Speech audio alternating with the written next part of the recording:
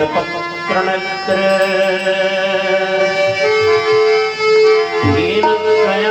दीनत्रयार्ततेन पूर्णः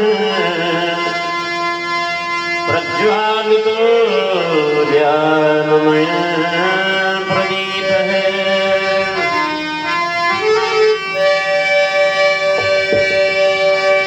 श्रीरामचन्द्र रघुपुङ्गवराजभर्गे राजेन्द्र राम रघुनायक राघवेश राजाधिराज रघुनंदन रामचंद्र दासोऽहमद्भुतः शरणागतोऽस्मि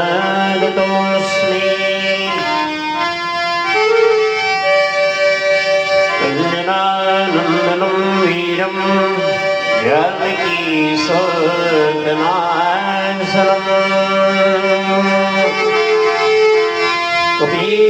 कपीशमज्जहन्तारं वन्दे लङ्काभयङ्करम्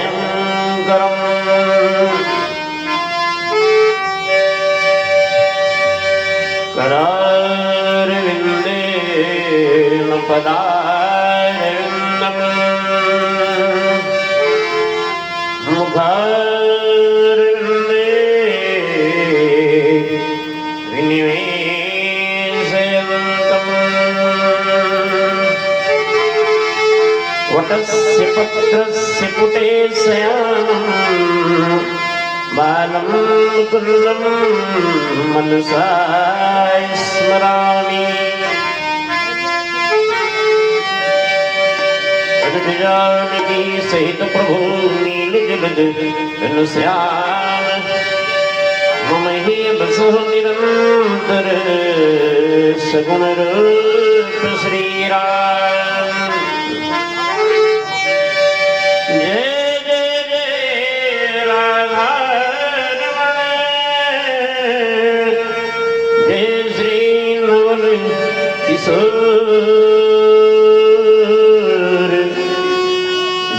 गोपी चित चोर प्रभु जय जय माखन चोर हे प्रभु सर्वाधार कणुगिरी परधार गिरी जो ब्रजनीय उबार वैसे ही मोहि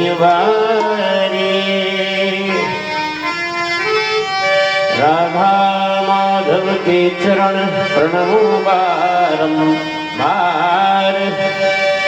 एक तत्व दो तनु धरे रस पारावार लेख सदा सुधि दीन की सहज दया के धाम जिन निज के सदा सजे प्रभु श्री सीताराम प्रभु श्री राधेश्याम रामकृष्ण भगवान की जय महावीर हनुमान की जय भवानी शंकर भगवान की जय श्रीमद्भागवत महापुराण की जय आदिशक्ति महामाया की जय ग्राम देवताओं की जय अपने अपने माता पिता सदगुरुदेव भगवान की जय श्रोता समाज की जय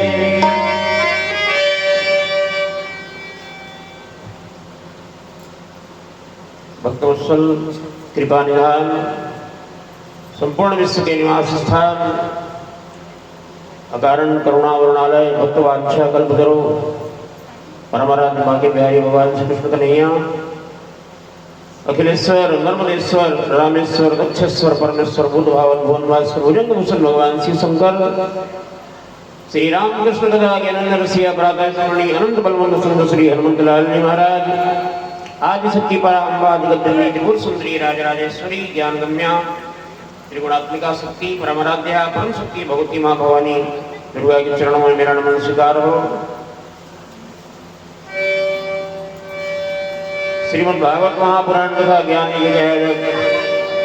गुलाब चंद्रवंशी, श्रीमती मथुरा चंद्रवंशी, वीरेंद्र चंद्रवंशी, शैली चंद्रवंशी, रामवतार चंद्रवंशी, राजकुमार, राजू, रुपेश, रमेश, दिनेश, निर्मला सहवे, लालजी चंद्रवंशी, उनके स्वजन परिजन, आत्मीजन, कुटुंबीजन, परिवारजन, हमारे ग्राम रवेली के भगवत कथानुरागी, ग्राम रवेली के गौरव डिलवापारा समस्त भगवत कथानुरागी सज्जन बंधु वत्सलमय करुणामय भक्तिमय ममतामय अर्चनीय वंदनीय मातृशक्तियाँ, देवी शक्तियाँ, बंधु भारतीय संस्कृति के ऐसा चंद्र बिंदु नन्हे मुन्ने बच्चों, आइए भगवान नाम संकीर्तन तदुपरांत श्री कथा प्रसंग से जुड़ेंगे बड़े बड़े भाव के साथ भगवान के पावन नाम का संकीर्तन कर रहे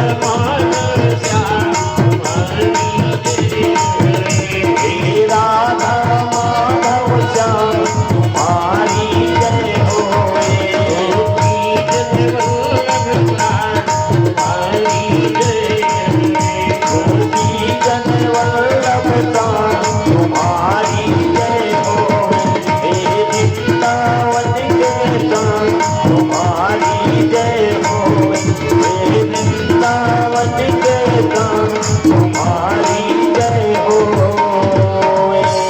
भाग्य बिहारी लाल की जय, हनुमंत लाल की जय हो। आइए हर्षोल्लास के साथ श्री भागवत महापुराण की परम पावन अमृतमय मंगलमय परम आनंददायिनी परम मोक्षदायिनी कथा का सुस्वागत करें। छठवें दिन की कथा का शुभारंभ होता है। परमहंस परम भागवत संत शिरोमणि श्री सुखदेव स्वामी राजा परीक्षित को भगवान के विवाह की कथा सुना रहे हैं। कल सायंकाल के सत्र में आपने श्रवण किया, भगवान श्री कृष्ण राजकुमारी रुक्मिणी को हरण करके ले आए। हरण करके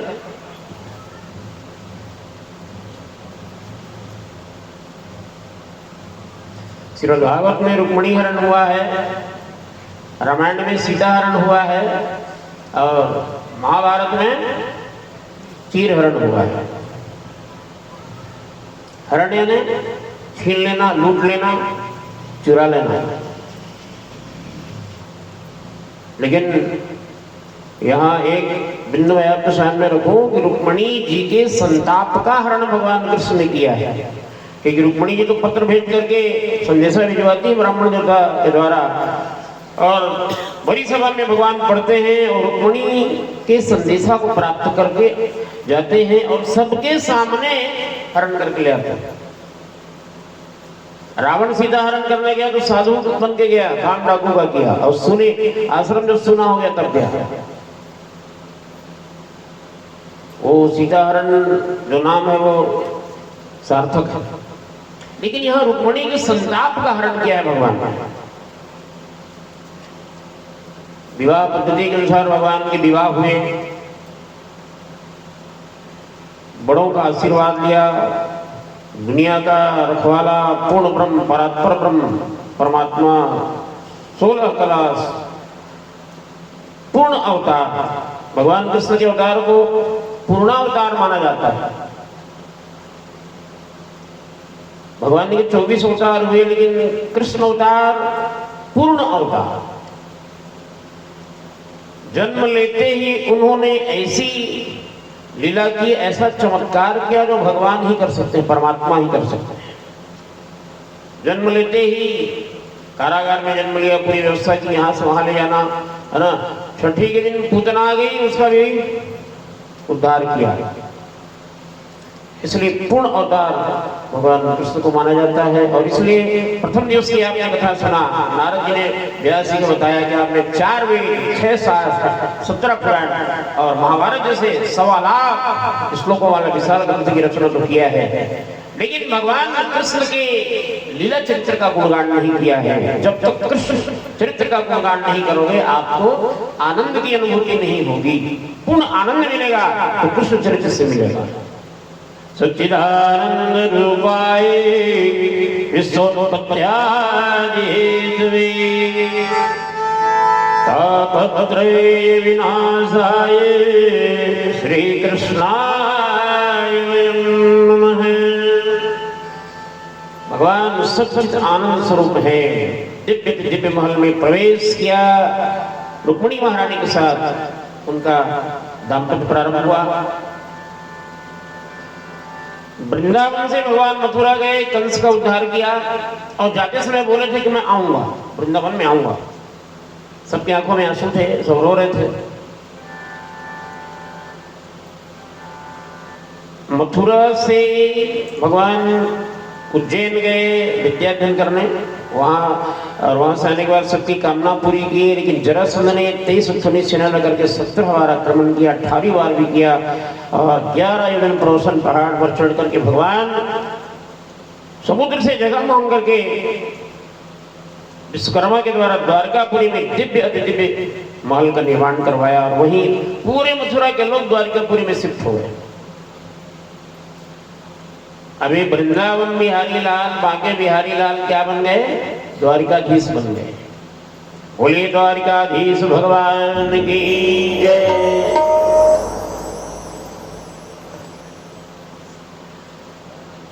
भव्य महल, दिव्य महल के छत में भगवान जाते हैं, घंटों ऊपर छत। वृंदावन की ओर निहारते रहते हैं। देखना नहीं, निहारना। देखना अलग होता है, निहारना माने पलक भी नहीं झपकना, उसको बोलते हैं निहारना। एक टक वृंदावन की ओर देखते रहते हैं, आंखों में आंसू।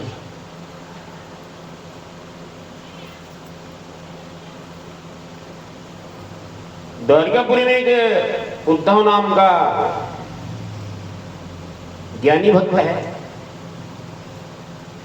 उद्धव जी के मन में अभिमान हो गया कि मेरे से ज्यादा कृष्ण को कोई नहीं चाहता। वृंदावन का माहौल अलग था, द्वारिकापुरी है ना, ध्यान देना। यहाँ भगवान कृष्ण की मुरली नहीं बज रही है, वहां बांसुरी वादन हो रहा था, और उनकी बांसुरी मुरली की आवाज सुन करके वृक्ष तरु लताएं, यमुना का हर स्पंदन कृष्ण के तरफ पाने के लिए आतुर हो जाता था। लेकिन यहाँ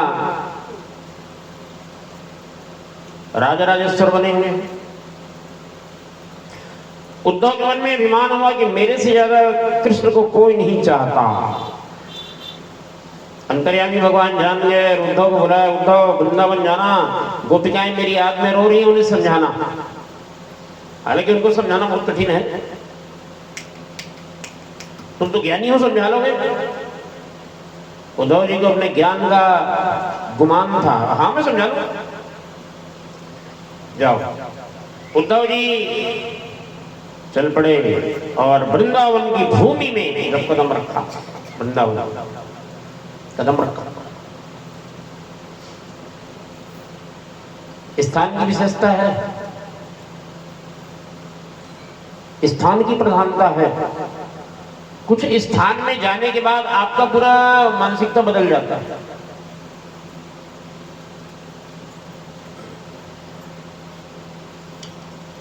उद्धव जी वृंदावन में पहुंचे तो उनको एक अलग अनुभूति होने लगी। मैं कहाँ गया जानते हो क्यों? वृंदावन प्रेम की भूमि है, अर्पण की भूमि है, समर्पण की भूमि है, तर्पण की भूमि है, भक्ति की भूमि है।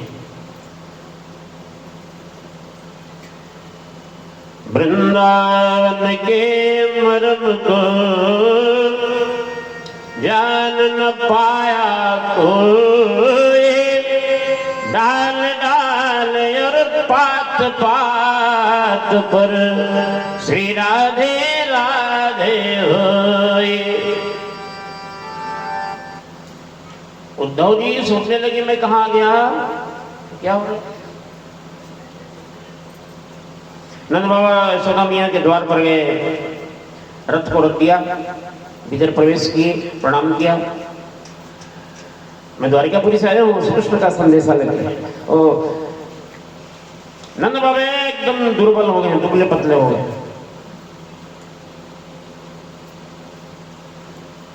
यशोदा मैया पहचान में नहीं आ रही है, कृष्ण के विरह में।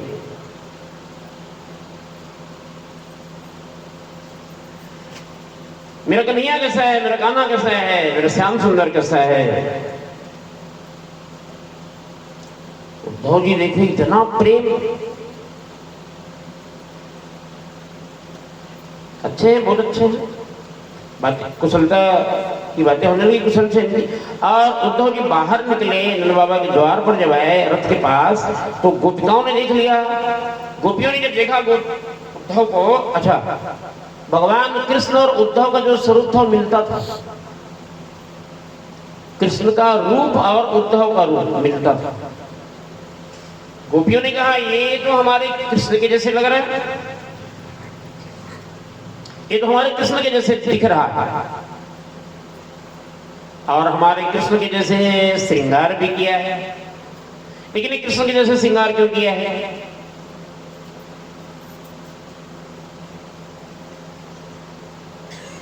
वास्तविक प्रेम है, ये सच्चा प्रेम है। अगर ये सच्चा प्रेम नहीं होता तो गोपिकाएं ये बोलती कि मैं तो इनको कृष्ण समझ रही थी, लेकिन ये क्या बोली, ये तो हमारे कृष्ण के जैसे दिख रहा है। कृष्ण नहीं है, एक बलि रहा है, लेकिन ये कृष्ण नहीं। आगे मैं द्वारिकापुरी से आया हूं, गोपिकाओं उद्धव मेरा नाम है, कृष्ण का संदेशा लेके आया हूं। कृष्ण का नाम सुनकर के सब के मन में उत्कंठा हो जाती है। हमारा कान्हा कैसा है, कृष्ण कैसा है, गोविंद कैसा है। ग्वाल वाला आता है, गोविंद कैसे हैं, गोपाल कैसे हैं, कृष्ण कैसे हैं, राधा रानी मेरे श्याम कैसे हैं। उद्धव जी ने जब ये व्याकुलता देखी, कृष्ण के लिए कसक देखी, तो उद्धव जी बहुत चौंके रह गए। कहो एकदम अच्छे हैं, उन्हें क्या हुआ, एकदम बढ़िया है। कृष्ण का नाम सुनकर के सबके आंखों में आंसू है। गोपिकाओं, कृष्ण तो एकदम अच्छे हैं और उन्होंने अपना विवाह भी कर लिया है, विवाह कर लिया है। उद्धव जी कहना चाहते हैं कि जिसकी याद में तुम आंसू बहा रही हो, इतना दुखी हो, उन्होंने अपना घर बसा लिया है, उन्होंने विवाह कर लिया है।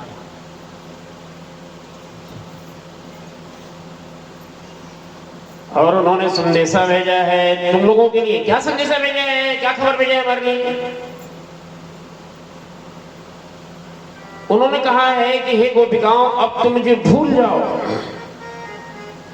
अब तुम मुझे भूल जाना और मुझे भूल करके निर्गुण ब्रह्म की उपासना करना। ये कठिन कथा है, ध्यान दीजिएगा, लेकिन मैं बहुत सरल करके बताने का प्रयास कर रहा हूं। मुझे भूल जाना गोपिकाओं और मुझे भूल करके निर्गुण ब्रह्म की उपासना करना, निराकार। ऐसा कृष्ण ने कहा है गोपिकाओं। और ठीक बात भी रही, अब वो तो चला गया है आप लोगों के जिंदगी से, उसको याद करके इतने रोने की क्या जरूरत, निर्गुण ब्रह्म की उपासना करो। गोपिकाओं ने कहा उद्धव, हम जानते हैं कि हमारा भगवान किससे रीझता है। उस काले ने ऐसा संदेशा भिजवाया है। अब कृष्ण नहीं कह रहा है ना, ध्यान देना क्या बोल रहा हूं। उस काले ने ऐसा संदेशा भिजवाया है, उस काले से जाके कह देना कि वो भले ही हमें भूल जाए, हम उन्हें नहीं भूल पाएंगे। ये सच्चा प्रेम है। उसी समय एक भौरा आ गया। भौरा, उद्धव तू भी काला है, ये भौरा भी काला है और वो कृष्ण भी काला है। हम लोग तो सोच रहे थे कि उसका तन भर काला है, लेकिन आज पता चला कि वो मन का भी काला है। जाके उस काले से कह देना कि हम उन्हें भूल नहीं पाएंगे। अब उद्धव जी समझा रहे हैं ज्ञान से, भूल जाओ भूल जाओ। गोपिकाओं ने कहा जाकर के उस काले से कह देना कि हम जानते हैं कि हमारा परमात्मा किससे रीझता है, किससे रीझता है। प्रीति ही से रीझे सदा प्रियतम हमारे श्याम। हमारा भगवान तो प्रेम से रीझता है। प्रीति ही से रीझे सदा प्रियतम हमारे श्याम। प्रीति साधना की काहोर ना सिखाओ तुम। ब्रह्म ज्ञान भाखो ब्रह्म ज्ञान इनके बीच। ये जो अपना ब्रह्म ज्ञान है ना, ब्रह्म ज्ञानी को सुनाओ। हम ग्वारिन गवारिन को जनि भरमाओ तुम। हम लोग पढ़े लिखे नहीं हैं, ग्वालिन है गवारिन है, हमें मत भरमाओ मत भड़काओ। हम ग्वारिन गवारिन को जनि भरमाओ तुम। प्रेम की कुटी में त्रिपुटी की चर्चा है, कहा उधोते ज्ञान की न गंगा भड़काओ तुम। तुम्हारी ज्ञान की गंगा यहाँ निकलने वाली, जाओ किसी और के पास अपना ज्ञान सुनाना। उद्धव जी को लगा कि मेरे जमीन के नीचे का धरती ही खिसक गया है। ज्ञान का जो अभिमान था, गुमान था, सब खत्म। ये है भगवान की सच्ची भक्ति और ये है भगवान के लिए सच्चा प्रेम। भगवान ने संदेशा भेजा कि गोपिकाओं मुझे भूल जाओ। गोपिकाओं ने कहा तुम हमें भूल जाओ, तुम हमें भूल जाओ, ये तुम्हारे बस में है। हम तुम्हें भूलें ये हमारे बस की बात नहीं। सच्चिदानंद भगवान की जय। उद्धव जी नमन करके आए। ऐसा उद्धव तुम तो समझा लिए होगे ना गोपिकाओं को। साष्टांग दंडवत गिरे भगवान कृष्ण के चरण में, अच्छा हुआ प्रभु आपने मुझे वृंदावन भेज दिया, नहीं तो मैं तो ज्ञान के गुमान में था। वहां जाने के बाद पता चला कि आपके लिए कितना प्रेम है गोपिकाओं का। द्वारकापुरी में आनंद ही आनंद है। रुक्मणी महारानी गर्भवती हो गई, देव की मैया ने विविध दान दिए, पता चला कि गर्भवती हो गई, बहुत दान दिए। उस समय भी आए, एक सर्वांग सुंदर पुत्र ने जन्म लिया। एक दासी आके बताई, महाराज पुत्र रत्न की प्राप्ति हुई है। नाना गुरुसेन जी ने कहा कि बाजा वाले को बुलाओ, बाजा बजने दो। परमानंद पूरी मन राजा, कहा बुलाई बजाओ बाजा। मंगलाचार्य के गीत गाने लगे, स्त्रियां बाजे बजने लगे। अब नामकरण संस्कार करना है, बुलाओ भाई। आ गए गर्गाचार्य महाराज ब्राह्मण देवताओं को लेकर के। देखिए महाराज, आपका ये पुत्र है ना, ये पुत्र है ना प्रभु, बहुत सुंदर है, बहुत रूपवान है, बहुत रूपवान हो गए, रूपवान। आपका ये पुत्र है बहुत गुणवान होगा, रूपवान फिर गुणवान। आपका ये पुत्र बहुत बलवान होगा, रूपवान भी, गुणवान भी और बलवान भी। नरस्याभरणं रूपम रूपस्याभरणं गुणः, गुणस्याभरणं ज्ञानं ज्ञानस्याभरणं क्षमा। और रूपवान है होगा, गुणवान होगा, बलवान होगा, किंतु क्या महाराज, किंतु कुछ समय के लिए आप लोगों को ऐसे बिछोह होगा, वियोग होगा, वियोग। एक उस समय जल में भी वास करेगा, जल वास करेगा, ऐसा प्रमाण मिल रहा है। दुखी हो गए भगवान, प्राकृतिक मनुष्य के समान नहीं, फिर भी पुनर्मिलन हो जाएगा, वियोग होगा लेकिन पुनर्मिलन हो जाएगा। आपके इस पुत्र का नाम होगा प्रद्युम्न। भगवान कृष्ण के पुत्र का नाम प्रद्युम्न रखा, विविध दान दिया भगवान कृष्ण ने, बाजे बजने लगे। द्वारकापुरी में आनंद ही आनंद है, अति आनंद। श्रीमन्नारायण नारद जी महाराज संबरासुर के यहाँ गए। संबरासुर ने प्रणाम किया नारद जी को, बहुत दिनों के बाद आपका आगमन हुआ हे देवर्षि।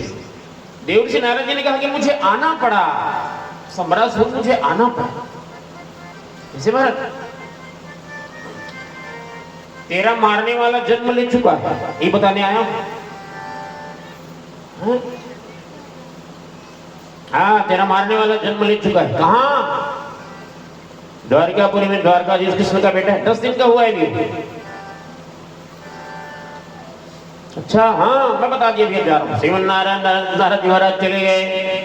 अब देखिए, लोगों को मालूम नहीं रहता कि हम कहां मरेंगे, कैसे मरेंगे, कब मरेंगे। मालूम तो है कि मरना है, लेकिन कहां कब कैसे मालूम नहीं। परीक्षित को मालूम था कि 7वें दिन तक छन्नांग डसेगा, मरण फिक्स है, डेट फिक्स है।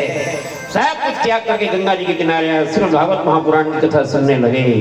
कंस को मालूम हो गया कि देवी का 8वां गर्भकाल होगा, लेकिन कंस ने प्रत्येक बालकों को मरवाना चाहा। जो 10 दिन के अंदर जिनका जन्म हुआ है, सबको मारने का फरमान जारी किया।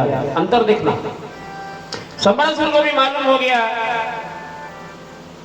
कृष्ण का पुत्र ही काल होगा तेरा। नारद जी तो चले गए, संबरासुर ने सोचा अभी 10 ही दिन का तो है, वो छोटा, अभी छोटा है, मैं मार दूंगा उसको, बढ़ने ना दूं। और प्रद्युम्न जी शुक्ल पक्ष के चंद्रमा के समान बड़े हो रहे थे, बहुत मायावी था संबरासुर। आकाश मार्ग में राक्षसी माया से उड़ते हुए गया और जा करके द्वारकापुरी के सामने देखा, अंदर जाना है, सुदर्शन चक्र पहरा दे रहा था। पीछे गया और पीछे से जा करके 10 दिन के प्रद्युम्न जी को उठाया और चुपचाप उठा करके ले जाने लगा। अन्य ग्रंथ में ऐसा प्रमाण मिलता है कि संबरासुर रूप बदल करके वहां दासी के रूप में रहा, लेकिन श्रीमद् भागवत महापुराण में प्रमाण है, गया कृपे से उठाया, समुद्र के किनारे भगवान का महल, समुद्र के ऊपर उड़ने लगा। देख रहा है कि कोई देख ना ले, अब इसको मारने तो है, तो कहाँ इसको रखे रखे जाऊंगा, समुद्र में फेंक देता हूँ, डूब जाएगा, समुद्र के जंतु खा जाएंगे। समुद्र में प्रद्युम्न जी को वो फेंक दिया समुद्र के किनारे से। और सम्रासुर को लगा कि मेरी मौत जिससे होनी थी उसको मैंने मार गिराया, खत्म कर दिया। देखा नहीं है ना मरते, तो समुद्र में छोटा बच्चा जाएगा तो डूबेगा। बहुत बड़ा मच्छर निकल गया, बहुत बड़ी मछली निकल गई। इधर रुक्मणी महारानी देखी, कहाँ है हमारा बच्चा, कहाँ है, प्रद्युम्न कहाँ है। देखो देखो देखो देखो, पूरे द्वारकापुरी के लोग दुखी हो गए। भगवान कृष्ण प्राकृतिक मनुष्य के समान रोने लगे। नामकरण के समय ही महाराज जी ने कहा है कि वियोग होगा, ये वियोग हो गया।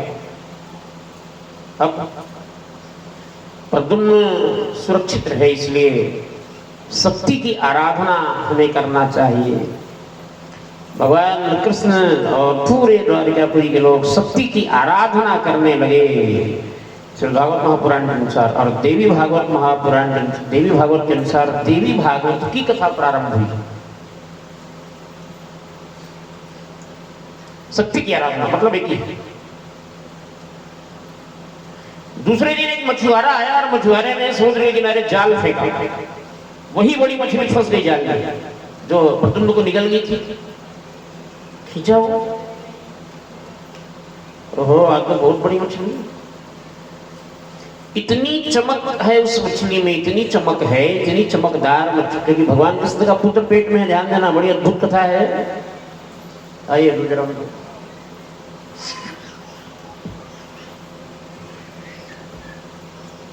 इतनी सुंदर मछली मैंने जिंदगी में नहीं देखी है। रोज यही काम ही कर रहा हूँ। मछुआरा सोच रहा है इतनी सुंदर मछली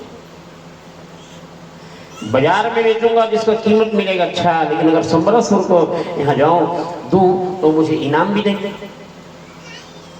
इस भाव से मछुआरे ने उस मछली को सम्रासुर के दरबार में ले जाके महाराज जी, हाँ एक बहुत सुंदर मछली लाया हूं मैं, चलो दे दो। और सही तरफ जाओ, मायावती को दे देना। नहीं आप देख लीजिए ना। और उसको हम क्या देखेंगे? नहीं देख लीजिए ना आप। अरे मुझे क्या देखें, एक नजर देख लीजिए महाराज, इतनी सुंदर मछली मैंने पहली बार देखा है, दिखाओ।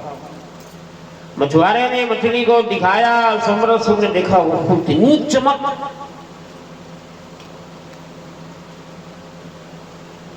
भगवान के द्वारा बनाया गया, चाहे वो कीड़ा हो, मकोड़ा हो, कीट हो, पतंग हो, पशु हो, पक्षी हो, सबके बच्चे अच्छे लगते हैं।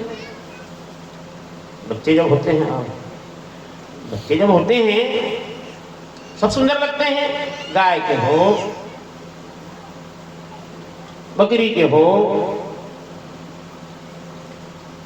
घोड़ी की, कोई भी हो, इतना सुंदर लगता है। लेकिन बताना मैं चाहता हूं, इतनी सुंदर वो मछली दिख रही है, तो सम्रासुर ने कहा कि काटो।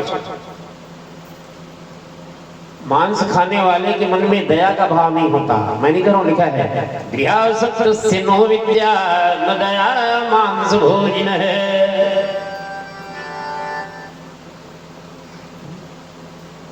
जो मांस खाने वाले, मैं नहीं कह रहा हूं, मैं लिखा उसको बता रहा हूं। खाने वाले लोग नाराज मत होना और छोड़ देना। भगवान राम का जिस महीने में जन्म हुआ है वो चैत्र का महीना चल रहा है और मोस्ट पावरफुल शक्ति का पर्व नवरात्रि प्रारंभ होने वाली है। संकल्प ले मांस खाने वाले कि हम छुएंगे भी नहीं। सच्चिदानंद भगवान की जय। किसी को काट के और काट के तल के भून के खाना है भगवान, तो लोगों ने चिमट दी तो फिर लड़ाई शुरू होगी। सच्चिदानंद भगवान की जय। बगल वालों कहीं कुछ चिमट दी तो मुल्कावत चिमट की शुरू होगी और उसको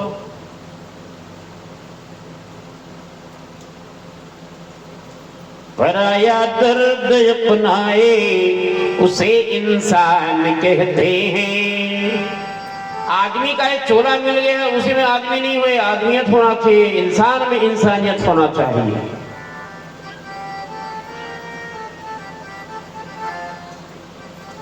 नहीं तो फिर उलझन में पड़ोगे जब जाओगे तो।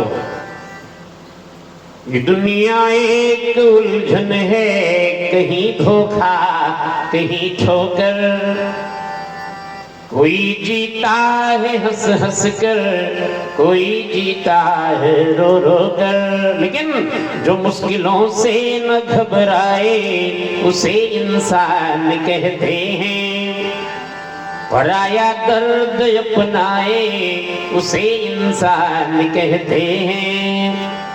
श्रीमद् भागवत महापुराण की कथा, देवी भागवत की कथा, शिव महापुराण की कथा, राम कथा सुन रहे हो, और कथा सुनने की सार्थक तभी होगी जब मांसाहार का त्याग, कलयुग का निवास है, जुआ, मांस, मदिरा, हिंसा, व्याभिचार, यहाँ कलयुग का निवास है। परमानेंटली कलयुग वहां रहेगी, कोई बचा ही नहीं सकता। राजा परीक्षित नहीं बचे। कुरुवंश का सबसे ज्यादा धर्मात्मा पुण्यात्मा सम्राट परमात्मा ने सुदर्शन चक्र से गर्भ में ही जिस बालक की रक्षा की है, उसके मस्तक के मुकुट में कलयुग बैठा, खत्म हो गया। हाँ, तो मैं निवेदन कर रहा हूं कि समरेश्वर ने उस मछली को कटवाने के लिए कहा, और भागवत में लिखा कुल्हाड़ी से काटा गया। छोटी मोटी नहीं थी वो, कुल्हाड़ी से काटा गया। तो प्रद्युम्न जी निकले, मछली के पेट से इतना सुंदर बालक।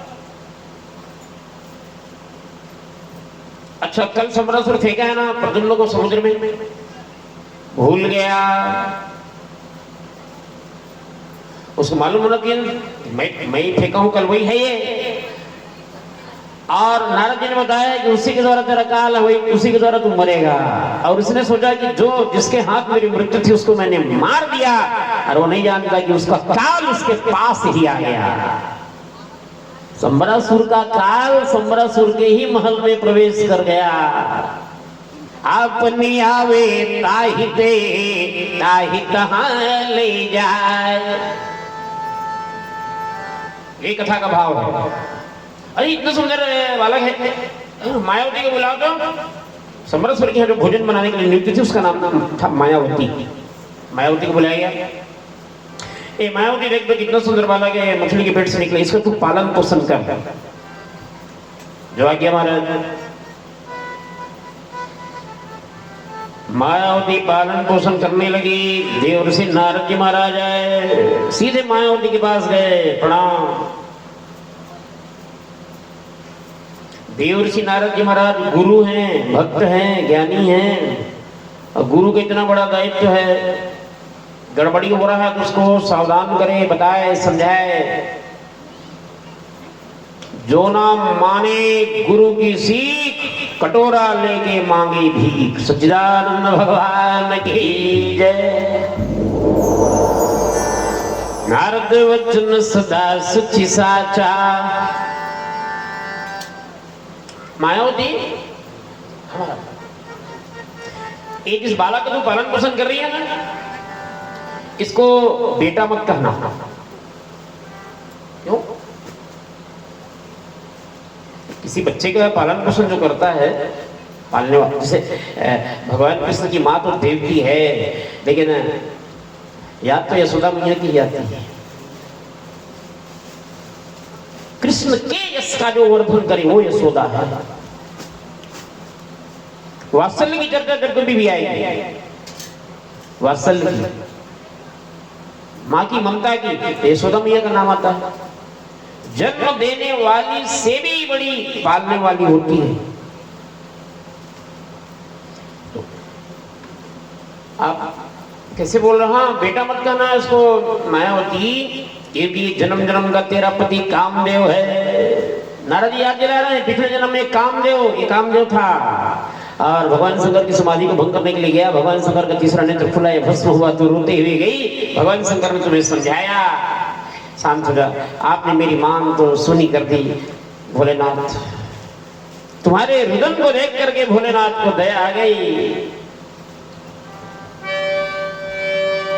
रति मत रो, तेरा पति अपने स्वार्थ के लिए नहीं, देवताओं का कार्य सिद्ध करने के लिए अपने प्राणों का उत्सर्ग किया है। इसलिए अगले जन्म में तेरे पति को भगवान की गोद में बैठने को मिलेगा। कैसे? अगले जन्म में तेरा पति कामदेव भगवान का बेटा होगा।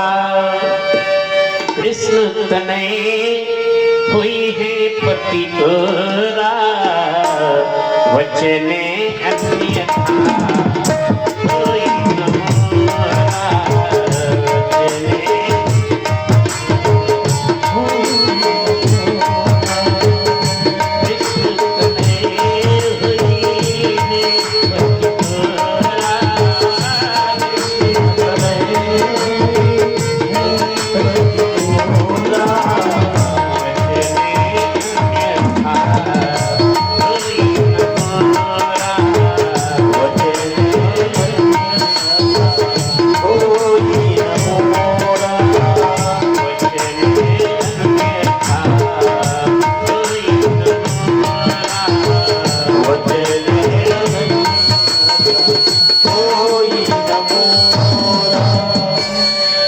भगवान शंकर ने तुम्हें वरदान दिया कि अगले जन्म में तेरा पति भगवान कृष्ण का बेटा होगा।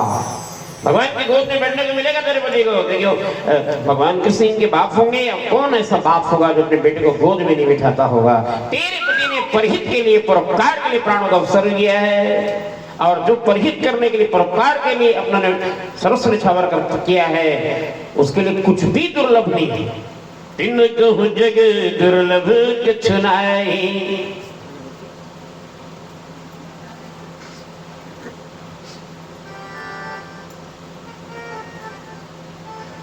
नारद जी ने मायावती से कह दिया कि इसको बेटा मत कहना, है तेरा पति है। पति भाव से वो पालन पोषण करने लगी।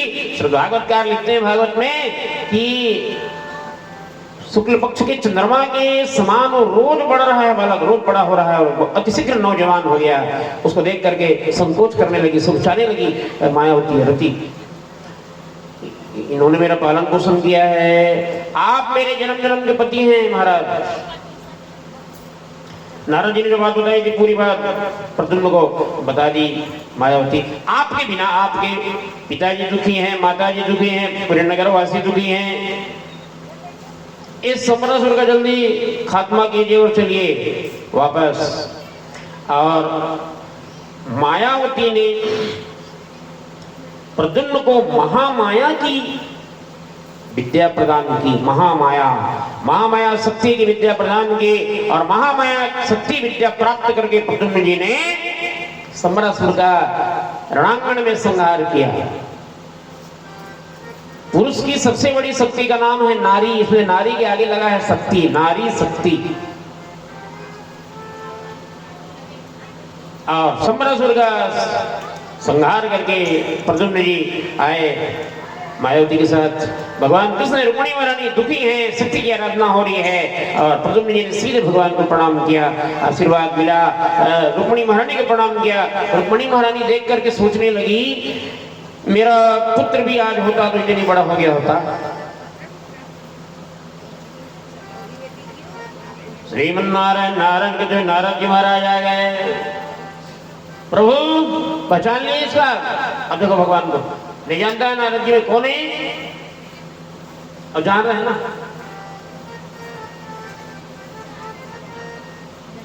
ये आपका खोया हुआ पुत्र प्रद्युम्न है। देवी आप तो जानती होंगी, मां है आप। रुक्मिणी महारानी बोली ये मेरा पुत्र है, मैं कैसे मान लूं? इसमें कोई संदेह नहीं है देवी, आपका ही बेटा है, कैसे मान लूं? अगर ये मेरा पुत्र है, रुक्मिणी महारानी बोली अगर ये मेरा पुत्र है तो मेरे स्तन से दूध की धार बहना चाहिए, इसमें कोई संदेह नहीं। दूध की धार बहने लगी रुक्मिणी महारानी के स्तन से। सबको भरोसा हो गया कि प्रद्युम्न ही है, श्री कृष्ण का खोया हुआ पुत्र प्रद्युम्न आ गया। और पूरे नगर में ऐसा लगा जैसे पुनर्जन्म हो गया हो प्रद्युम्न का। जन्मोत्सव जैसा मंगलाचार्य के गीत गाने, बाजे बजने लगे, गीत गाए जाने लगे।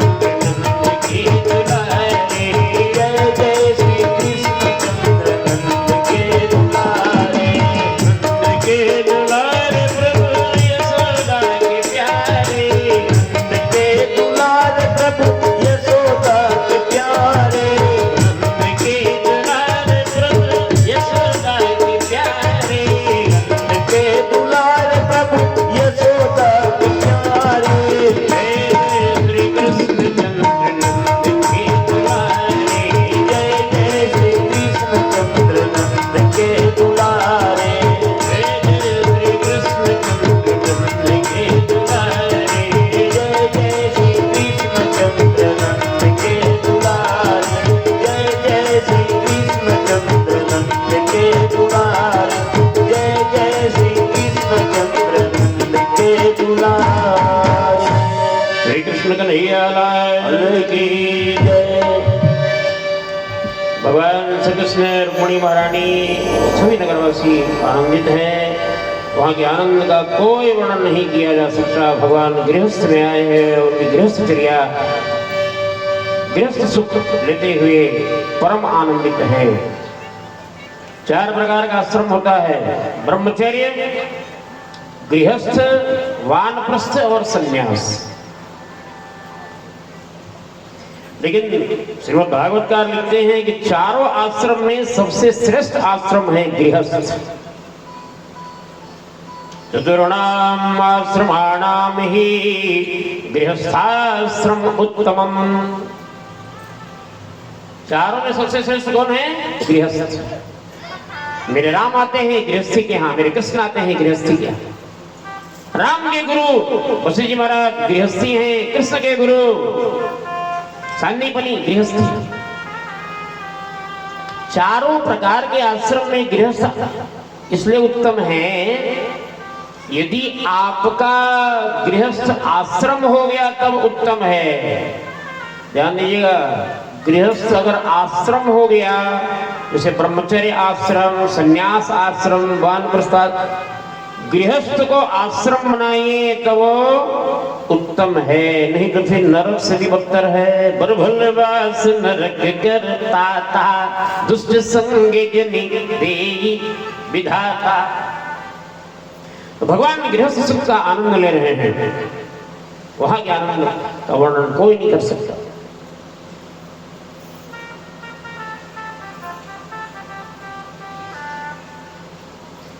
एक बहुत सुंदर कथा है। इसके बाद सुखदेव स्वामी परीक्षित से कहते हैं, परीक्षित, ये जो संसार है ना, ये दुनिया,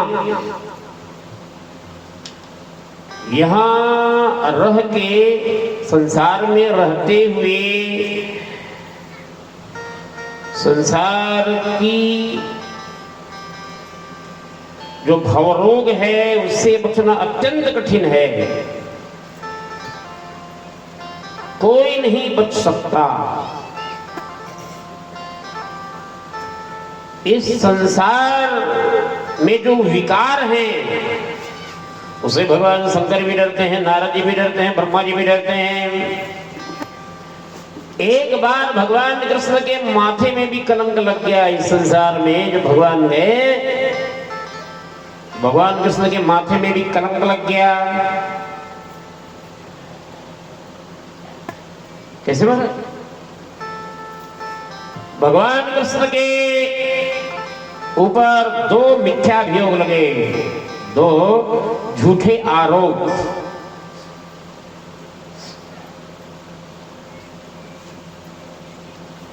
एक लगा हत्या का,